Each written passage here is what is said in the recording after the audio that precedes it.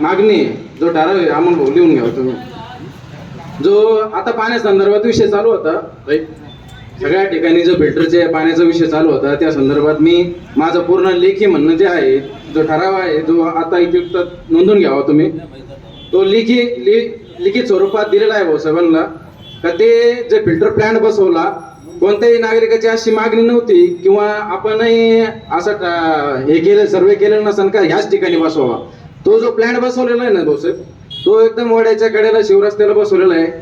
ग्रामपंचायतची जागा भरपूर आहे आमच्या हरिहरनगरमध्ये. माझी अशी मागणी आहे, या ठरावात अशी मागणी आहे माझी का तो जो प्लांट आहे तो जिल्हा परिषद शाळा आपली जी हरिहरनगरची आहे, डिप्टीच्या समोर खाली तिथं एक खाली जागा आहे, त्या ठिकाणी तो शिफ्ट करण्यात यावा. आणि जवळपास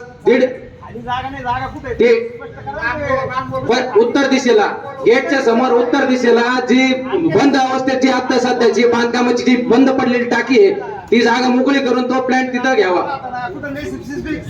हे काय सांगतो ना, उत्तर दिशेला, जिल्हा परिषद शाळेच्या उत्तर दिशेला शेजारी डीपी समोर, शाळेच्या गेट समोर जागा आहे, शिल्लक आहे. त्याची तुम्ही पाहणी करावी. मी समक्ष दाखवून देतो की रामगड मध्ये, आणि 1.5 वर्ष झालेलं आहे ते काम पूर्णत्वास अजून एकही थेंब नागरिकांना तिथं पिण्यासाठी उपलब्ध झालेलं नाही. त्या आमचे माजी सदस्य सुशीलाताई पवार असतील, आता गेले ते बाबूराव, त्यांच्या सगळ्यांच्या आणि 10 सह्यांचं मी तिथं आता 10 पंच समोर सह्या करून ते सह्यांचं पत्र पण भाऊसाहेबांना दिलेलं आहे मला.